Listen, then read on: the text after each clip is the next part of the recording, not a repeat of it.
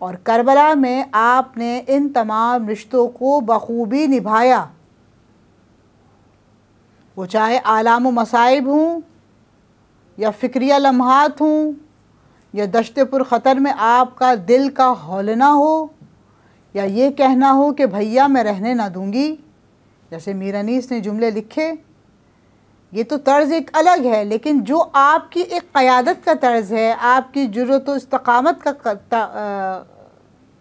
तर्ज़ है,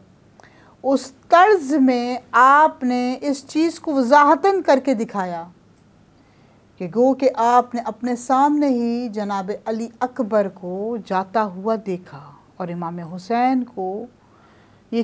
कहते हुए सुना कि बेटा 18 बरस के हो, ज़रा मुड़ के देखते रहना। फिर आपने एक जुमला और सुना जनाब कासिम के लिए कि तुम मेरे भाई की आखिरी निशानी हो, कैसे अपने आँखों से तुम्हें बिखरता हुआ देखूं। ए कासिम, जिस वक्त तकलीफ़ ज़्यादा हो तो हुसैन इब्न अली को आवाज़ देना।